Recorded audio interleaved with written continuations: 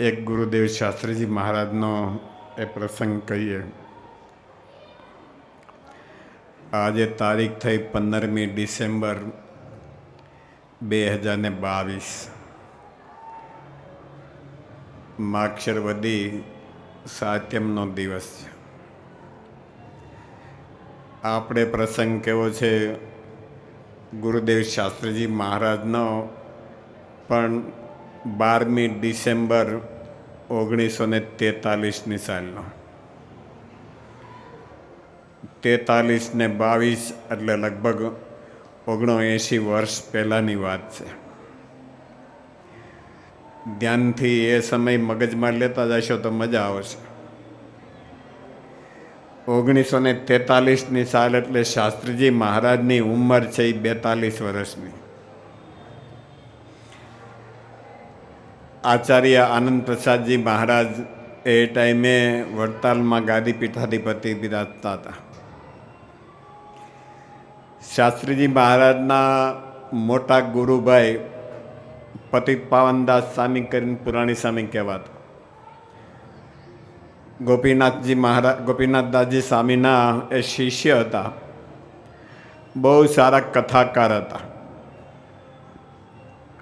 એ છે જુનાગઢ મંદિરના 2 વખત મહંત તરીકે એ આવેલા અને બહુ સારી મહંતાઈ કરતા હતા. એવામાં એમણે એક વખત મહારાજશ્રીને આનંદ પ્રસાદજી મહારાજને કીધું કે મહારાજશ્રી, હવે હું થાક્યો છું, તો માટે કાં તો મારી જોઈન્ટમાં કોઈને મૂકો અને કાં કોઈ નવા મહંતને મૂકો.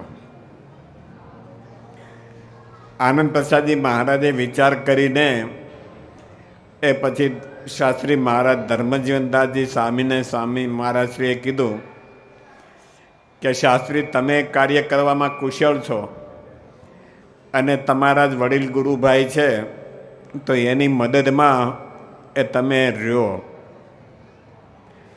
શાસ્ત્રી મહારાજ કે હું એ ટાઈમે કંઈ પછી ના ન પાડી શક્યો અને આનંદ પ્રસાદજી મહારાજે એ વડતાલથી મોરછાપ અને ત્યારે સ્ટેમ્પ મારેલો વડતાલ ટેમ્પલ બોર્ડનો આચાર્યનો લખેલો એક કાગળ આવે એને કહેવાતો મોરછાપ, અને એ મોરછાપ મારેલો કાગળ છે એ મહારાજશ્રીએ મોકલાવ્યો અને એમાં તારીખ લખી હતી 27મી જાન્યુઆરી 1943 અને એમાં મહારાજશ્રીએ લખેલું કે આજથી એ પતિત પાવનદાસ પુરાણી સ્વામીની સાથે એ જોઈન્ટમાં ધર્મજીવનદાસજીની એ નિમણૂક કરવામાં આવે છે અને શાસ્ત્રી મહારાજ છે જોઈન્ટ કોઠારી તરીકે એ પોતાના ગુરુભાઈ પતિત પાવનદાસ પુરાણી સ્વામી એ એમની સાથે જોડાણા. સ્વામીનું સ્વાભાવિક રીતે 42 વર્ષની ઉંમર હોય, યુવાન અવસ્થા, કાર્ય કરવાની કુશળતા, એટલે છે જે સાધુઓનો એ પ્રેમ છે એ જલ્દી જીલાઈ ગયો. અને પછી પતિત પુરાણી સ્વામીને થયું કે ભાઈ મારે તો નિવૃત્ત થવું હતું. મહારાજશ્રીને એ રીતે જ વાત કરી હતી. 7-8 મહિના ગયા પછી પુરાણી સ્વામીએ કીધું કે ધર્મજીવનદા, એ તમે જ બધું હવે કરો છો તો કાંઈ માટે કરતા રહ્યો, એ હું છે એ આમાંથી નિવૃત્ત થઈ જાઉં, રાજીનામું આપી દઉં. શાસ્ત્રી મહારાજ કે નહીં સ્વામી, તમે રહ્યો, તમને હું જરાય તકલીફ નહીં પડવા દઉં, પણ તમારું બધું સેવા કાર્ય હું સંભાળીશ. વળી 2-3 મહિના ગયા એટલે પતિત પાવન પુરાણી સ્વામીએ એ પાછું કીધું કે હવે ધર્મજીદા, મારી ઈચ્છા નથી, હવે મને નિવૃત્ત કરો આમાંથી. એમાં વળી મહારાજશ્રી ત્યાં જુનાગઢ પધાર્યા છે ને એમને વાત કરી કે અત્યારે આ ધર્મજીવનદાસજી છે બધું સંભાળે છે, તો હું નિવૃત્ત થાઉં અને એમને મુખ્ય કોઠારી તરીકે તમે નિમણૂક આપો. મહારાજશ્રીએ મહંતના કહેવાથી એક હા પાડી અને પછી શાસ્ત્રી મહારાજ છે એને મુખ્ય મહંત તરીકે કહેતા મુખ્ય કોઠારી તરીકે જુનાગઢમાં મહારાજશ્રીએ 12મી ડિસેમ્બર 1943ની સાલમાં એ નિમણૂક આપી. આજે 15મી ડિસેમ્બર છે. તેદી 12મી ડિસેમ્બર હતી. તેદી માગશર વધી 6 હતી. આજે માગશર વધી હાત્યમ છે, એટલે ટાઈમનો થોડોક ડિફરન્સ એકાદ દિવસનો છે. તેદી બુધવાર હતો, આજ ગુરુવાર છે, પણ હાત્યમને ગુરુવાર છે, છઠને તો બુધવાર હતો પાછો. શાસ્ત્રી મહારાજ મુખ્ય મહંત તરીકે આવ્યા એટલે પછી સ્વામીને થયું કે આપણે સંકલ્પ કર્યો તો નર્મદા કિનારે 26મી માર્ચ 1933ની સાલમાં ભગવાન જો તક આપે તો આવો ત્યાં નર્મદામાં એ તટ ઉપર ક્યાંક યજ્ઞ થતો છે મોટો, એટલે સ્વામી કહે તો આપણે આવો વિષ્ણુ યાગ એ સત્સંગને આંગણે કરવો. શ્રીજી મહારાજે યજ્ઞ કરેલા ડભાણમાં, જેતલપુરમાં, કારિયાણીમાં, પણ પછીથી એ યજ્ઞ છે એ થોડા ધીમા પડી ગયેલા, એટલે કહેતા બહુ ઓછા થતા. એટલે સ્વામી કે આપણને તક મળી છે ને મહારાજે એટલા મંત્ર જપ કરવાના આપણે સંકલ્પ કર્યો તો એ સંકલ્પ ઘણો મોટો થઈ ગયો, કહેતા પૂરો થઈ ગયો. 3.5 કરોડ મંત્ર જપ કરવા તેને બદલે 10 કરોડ સુધી પહોંચી ગયા. એટલે આ ભગવાને તક આપી છે તો એ તકને સારી રીતે વધાવી લઈ. તકને વધાવી હોય, સાધુ પાસે પણ સમય હોય, પણ સંપત્તિ ક્યાંથી ગોઠવી? અરે સ્વામી કે સંપત્તિનો કાંઈ મેળ પડે એ તો પછી આપણે આગળ હાલીએ, અને એમાંય ભગવાનને કરવું કયો નિમિત્ત ઠાકોરજી ક્યાંથી કેના માટે ઊભું કરે એ કાંઈ નક્કી નહીં. બીજું વિશ્વયુદ્ધ ચાલુ થયેલું, અને એ ટાઈમે બ્રિટિશ સરકારની જાપાનની સામે લડત જબરી હાલતી હતી, અને એને માટે જાપાનની સામે લડવા માટે દારૂગોળો ભરીને એક મોટી સ્ટીમર છે એ રવાના કરવામાં આવી, અને એ સ્ટીમરમાં એ ઓછામાં ઓછું 1400 ટન જેટલો એ દારૂગોળો ભરેલો, માથે બીજો બધો સામાન નાખેલો. ખાલી એનો કપ્તાન જે કોઈને એકાદ બે એના મોટા અધિકારી હોય એ સિવાય કોઈને ખબર નહીં કે આમાં દારૂગોળો ભર્યો છે એવો. અને લખે છે કે એ સ્ટીમર છે એ પણ એવડી મોટી હતી, 441 ફૂટ લાંબી. આપણું છાત્રાલય છે 200 ફૂટ છે, 441 ફૂટ લગભગ અહીં સુધી પૂગી જાય. તો એવડી મોટી લાંબી સ્ટીમર 57 ફૂટ જેટલી એ પહોળી હતી પાછી,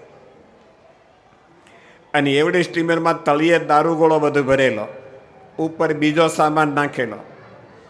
અને એ સ્ટીમર બ્રિટિશમાં યુકે બાજુથી નીકળી અને કરાંચીના બંદરે આવેલી, અને કરાંચીમાંથી પણ થોડોક સામાન ઉતારવાનો છે એ ઉતારેલો, અને બીજો સામાન ત્યાંથી ભરવાનો આદેશ કર્યો. કપ્તાન જે હતો એને થયું કે આવો બધો સામાન આમાં ભરાય નહીં, કારણ કે રૂની ગાંસડીઓ એ ભરી, ઉપરાંત પેલા ઓઇલ જેવું આવે એ બધા ટીપણા ભર્યા, અને એ બધા જ્વલંત પદાર્થો, અને પાછો આટલો દારૂગોળો અંદર ભરેલો. કપ્તાનની ઈચ્છા નહોતી ભરવાની, પણ ઉપરથી સરકારનો આદેશ હતો કે અત્યારે કટોકટીના સમયમાં કોઈ જહાજ છે ખાલી ન જવા દેવું, જેટલો માલ ભરાય એટલો ભરી દેવો. કપ્તાન ના ન પાડી શક્યો, સામાન ભરાણો એમાં બધા રાળના ટીપણા ભરાણા, રાળ જે એકદમ જલ્દી હળગી ગયો, અને એ બધું લાવીને મુંબઈના ગોદી બંદરે આવેલો. અને એ ટાઈમે ત્યાં માલ થોડોક ખાલી કરવાનો હતો, અને એ ખાલી કરવામાં આપણા મજૂર લોકો એટલે સ્વાભાવિક બીડી પીવાના એ ટેવવાળા. કપ્તાને ના પાડી કે ભાઈ આમાં બીડી ન પીવી તમારે, નકર આ રૂની ગાંસડીઓ છે સળગ છે. પણ હવે મજૂર છે એ મજૂર હોય, એને તો હાંજ પડે કેટલું મળે એની હારે લેવા દેવા પડે. એટલે એકાદ મજૂરે છે ચોરી છુપીથી વ્યસન છે તો બેહવા તો ન દે ને બિચારાને. એટલે કોઈ રૂની ગાહડી આડો જઈને એ બીડી હળગાવી અને 2 ઘૂંટ લીધી, પણ બીકમાં ને બીકમાં પીતો તો એમાં ખબર ન પડી ક્યાંય, અને એકાદો ક્યાંક તણખો છે એ આ રૂની ગાંસડી ઉપર પડી ગયેલો. બપોરનો ટાઈમ થયો, હાવ જમવા માટે સ્ટીમરમાંથી બહાર નીકળી ગયેલા. અને એમાં છે એ આગ છે એને થોડુંક મોટું સ્વરૂપ પકડ્યું. એટલે રૂની ગાંસડીઓ હતી, રાલના ટીપણા હતા, બીજા કેમિકલ હતા, લાકડા પાટિયા હતા અને તળિયે દારૂગોળો ભર્યો હતો. અને એમાંય પાછી સેફ તેજોરી હતી, મોટી જબરી. અને એ તેજોરીમાં કહેવાય છે કે 31 પેટીઓ મોટી મોટી હતી. અને એને બધાને સીલ મારેલા હતા ગવર્મેન્ટે. અને એની અંદર 15 ઇંચ જેટલી લાંબી, 3 ઇંચ જેટલી પહોળી અને 1.5 ઇંચ જાડી એવી સોનાની ઈંટું હતી. અને 12.5 ટન સોનું હતું. પાછું પૈસો જોઈને પાછા યુદ્ધ કરવામાં. તો 12.5 ટન સોનુંની આવી મોટી ઈંટોની પેટીઓ એ સીલ મારીને તળિયે તિજોરીમાં મૂકેલી. સ્ટીમર આવેલી 12મી એપ્રિલે બંદર ઉપર, 13મીએ ખાલી કરી, 14મીએ ખાલી કરતા હતા. અને એમાં 14મી એપ્રિલ 1944ના દિવસે એ આ ઓલા મજૂરને તલપ લાગેલી બીડી પીવાની અને રૂની ગાડી પાસે જઈને પાછળના ભાગમાં ચોરી છુપીથી બીડી પીતો હતો ને એમાંથી એ તણખો ઝેર્યો ને આગ લાગી અને આખી સ્ટીમર છે એ અંદર હળગ્યું બધું. એક તો કેમિકલ રાળ બધું હતું, આ રૂ હતું. અને એને લીધે એ ટાઈમમાં એવું કહેવાય છે કે રૂની ગાહડીઓ આખી અંદરથી ઉડલી હતી અને ક્યાંના ક્યાંય 2 કિલોમીટર સુધી દૂર પડી હતી. અને એક તો મને એક ભાઈ ત્યાં ભૂપેન્દ્ર મહેતા, હરેશ મહેતાને ખબર, એણે બતાવેલું મને. તો એક સ્કૂલમાં ક્યાંક ગોદી બંદર ઉપર લઈ ગયેલા અને ત્યાં જઈને આવડું મોટું સ્ટીલ અને આટલું જાડું, લગભગ 3x3નો કટકો મોટો વાળેલો અને 5 ઇંચ જેટલો જાડો હશે. એ એવડો એ કટકો આ સ્ટીમર તૂટી, એમાંથી એક ભાગ એનો નોખો પડીને એ લગભગ 2 કિલોમીટર દૂર એ ત્યાં પડેલો. આજે પણ હજી એમને પડ્યો રાખ્યો સરકારે. તો એનો ધડાકો કેવડો મોટો થયો છે. અને એમાં આ સોનાની પેટીઓ પાછી સીલ મારેલી, ઈંટું બધી એ ઉડેલી પાછી. અને એ ઉડીને પણ રોડ ઉપર ક્યાં ને ક્યાંય સુધી ફગવાઈ ગયેલી. એમાં એક જણો તો સાયકલ લઈને બિચારો મજૂર જતો હતો ને એની માથે પડી. 12.5 કિલો જેવડી એની વજન અને એવડી મોટી ઈંટ છે એ સાયકલ ઉપર એની માથે પડી. તો આભો બની ગયો, પડી ગયો બિચારો. પણ પડી ગયો ને જોયું ત્યાં તો સોનાની ઈંટ ભાઈ. અને પછી મુકાય મગનભાઈ. પણ એ માણસ એટલો પ્રમાણિક હશે, એને થયું કે આવડ્યા ગમે ત્યાં બિચારા કોકની આવીને પડી છે, મારાથી આ લેવાય નહીં. કે 12.5 કિલોની ઈંટ સોનાની આકાશમાંથી ભગવાને દીધી. અને પાછો મજૂર સાયકલ લઈને બિચારો કામે જતો હતો એ ટાઈમે. પણ તો એણે થયું મારે લેવાય નહીં. એટલે એણે ત્યાંથી સાયકલ ઉપર એ ઈંટ લઈને બાજુમાં પોલીસ સ્ટેશન હશે ત્યાં જમા કરાવી અને કીધું કે આવી રીતે મને રસ્તામાંથી આ ઉડી ક્યાંકથી પડીને મળી. અને એ સ્ટીમ જ્યારે આટલી આગ લાગી તો આજુબાજુમાં બધે ગોડાઉનો હતા એ બધાય ભસ્મીભૂત થવા મળ્યા. મુંબઈના ગાંધી બંધુઓ, માણેકચંદ બાપા ગાંધી, પાનચંદ બાપા ગાંધી, બધા વેપાર ધંધો કરતા, એલચી તજ લવિંગનો સ્ટીમરું ભરતા, એના ગોડાઉન પણ ત્યાં. અને એ ટાઈમે એમના ઘર છે એ પણ ત્યાં એ ગોદી બંદરની નજીકમાં હતા. અને જોયું આવું તો આટલી બધી આગ લાગેલી વિકરાળ, અને એના બધાના શ્વાસ અધર ચડી ગયા કે આ શું થયું છે આપણો બધે માલનો. પણ સરકાર ત્યાં પછી પાસે કોઈને જવા દેતી ન હતી. અને જાણીએ છીએ એમ એ બધું બંદર છે આખું ખાખ થઈ ગયેલું. અને એ ટાઈમે માણેકચંદ બાપાએ ગુરુદેવ શાસ્ત્રીજી મહારાજને અહીં રાજકોટમાં તાર કરીને ખબર આપી કે સામે આવું થયું છે, ભગવાનને પ્રાર્થના કરો કે અમારું કાંઈક રક્ષણ થાય આમાં. અને એ ટાઈમે શાસ્ત્રીજી મહારાજ તાર મળ્યા પછી મહારાજને પ્રાર્થના કરીને પોતે કાગળ લખ્યો કે તમને કાંઈ એ ભગવાન વાંધો આવવા નહીં દે. કાગળ તો મળ્યો પણ હજી જવાતું નહોતું ત્યાં બંદર ઉપર. અને જ્યારે કાગળ વાંચ્યો ત્યારે શેઠિયાને થોડોક તો આશીર્વાદ આરામ થયો કે ભાઈ સ્વામીએ કીધું છે ને મહારાજને પ્રાર્થના કરી છે, ઠાકોરજી ધ્યાન રાખશે. અને હકીકતમાં જ્યારે સરકારે જવાની છૂટી આપી અને એ પોતાના ગોડાઉન ઉપર જોવા જતા હતા ત્યારે રસ્તામાં બીજા બધા ગોડાઉન ભસ્મીભૂત થઈ ગયેલા. આમના ગોડાઉનને કાંઈ નહીં થયેલું. ખાલી કાળો ધુવાડો છે એ આજુબાજુમાં લાગેલો. બાજુમાં ચારે બાજુથી બળી ગયેલો. મકાને બીજાના બળી ગયેલા અને આમનું બચી ગયેલું. એટલે એમણે સ્વામીને તાર કર્યો કે સ્વામી અમને તમારી પ્રાર્થનાથી એ કાંઈ થયું નથી, તમે કહો એ અમે સેવા કરશું કે. એટલે સ્વામી પછી દિવાળી પછી પાછા ત્યાં એ મુંબઈ પધારેલા અને શેઠિયાઓ રાજી થયા. વાત કરી તો કે સ્વામી તમે જેમ કહો એમ અમારે હવે આ પૈસો છે આમાંથી વાપરવો છે. અને આપણે જાણીએ છીએ એમ ગુરુદેવ શાસ્ત્રીજી મહારાજે એ 1945ના ફેબ્રુઆરી માર્ચ મહિનામાં 21 દિવસનો જૂનાગઢને આંગણે મોટો ઉત્સવ યજ્ઞ કર્યો. આજ તો હવે અમને યજ્ઞ ઉત્સવ કરવા હરિભક્તોએ બધા એલા ઠાકોરજીએ વિદ્યાર્થીઓ સહિત બધાને સુખી હારા કર્યા છે. એટલે તન મન ધનથી હવ સંપત્તિ એ વાપરી શકે છે. પણ શાસ્ત્રીજી મહારાજ જ્યારે ગુરુકુળ હાલતું હતું ત્યારે મગનભાઈ કગથરા સાહેબ કે ડાબીભાઈને બેઠા બધા યજ્ઞ જોયા હોય તો પતરાવાળામાં જમવાનું હોય, ખીચડી અને ચણાનું કે બટાટાનું શાક હોય અને છેલ્લે દિવસે દાળ ભાત કે લાડવો આવે કંઈક. બાકી તો જમવાનું એ નહીં બધું. અહીંયા ઠેઠ પંક્તિ પડતી હોય ને બનતું હોય ઠેઠ ભંડારમાં કોલીકોર ગૌશાળાને ખૂણે એ ત્યાંથી દોડી દોડીને અહીં પીરસવા આવવાનું.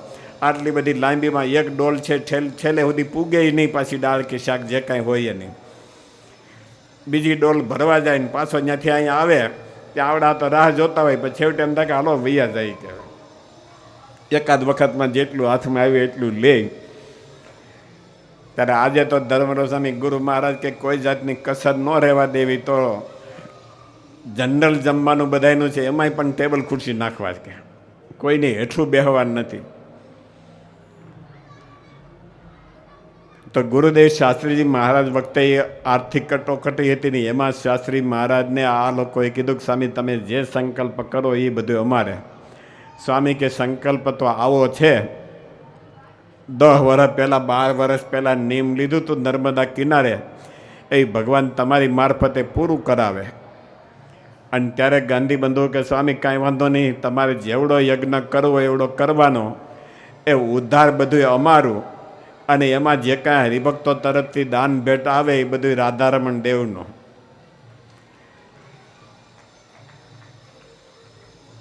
છેવટે પછી સ્વામીએ ખર્ચો યાદ કરવાનું શરૂ કર્યું.